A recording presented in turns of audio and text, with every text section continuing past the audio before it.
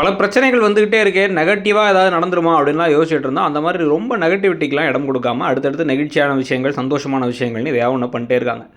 இப்போ வந்து பார்த்தீங்க அப்படின்னா வந்து, இப்போ வீட்டுக்குள்ளார இருக்கணும்னு முடிவு பண்ணி நிலா வந்து அடுத்த ஸ்டெப் என்ன எடுக்குறாங்கன்னா, கார்த்திகாவுக்கு கல்யாணம் நடக்குதுங்கிறது கண்டிப்பாக வந்து வருத்தமா இருக்கும் சேரன் அண்ணாவுக்கு. அதனால அவருக்கு ஒரு பொண்ணு பார்க்கணும் அப்படின்னு முடிவு பண்றாங்க.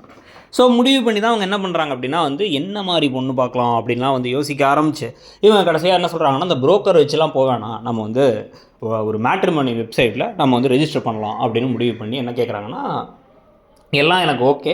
ஆனா வந்து உங்க அண்ணனோட பேரு, அவர் என்ன படிச்சிருக்காரு, இது எல்லாத்தையும் சொல்லுங்க அப்படின்னு ஒண்ணு ஒண்ணா கேட்டு என்டர் பண்ணிட்டே வராங்க.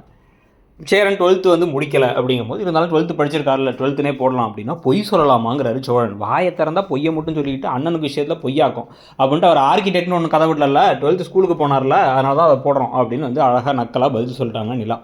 அதுக்கப்புறமா என்ன மாதிரி பொண்ணு வேணும் அப்படிங்கிறத சேரனே கூப்பிட்டு கேட்கலாம் அப்படின்னு பார்க்கலான்னு முடிவு பண்ணுறாங்க. அதுக்கு முன்னாடி இதுக்கு பணம் பே பண்ணணும்.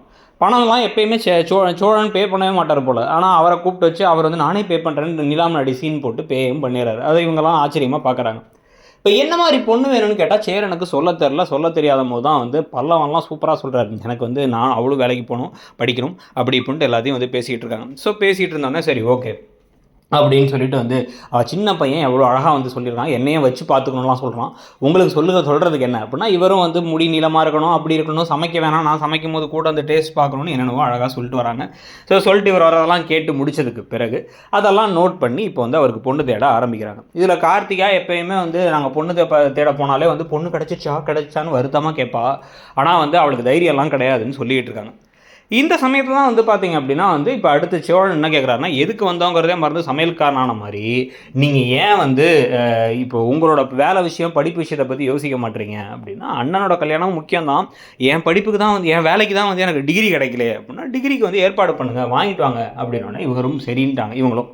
ஆனால் நான் கூட வரேன்னு சொன்னதுக்கு அவரை வேணான்னு சொல்லிட்டாங்க. உடனே இவர் எல்லாரும் சாப்பிடும் போது நானும் கூட வரேன்னு பேச சும்மா அந்த சிம்பத்தி கிரியேட் பண்ணாதீங்க, நான் தனியாக போய் கற்றுக்கணும், அதனால் நான் தனியாக போகிறேன்னு சொன்னாலும் நடேசன் கூட அந்த காரில் ஏறி போகிறாரு. அதெல்லாம் பற்றி நீங்கள் என்ன நினைக்கிறீங்க, கதை எப்படி போகுதுங்கிறத சொல்லுங்கள். தேங்க்யூ.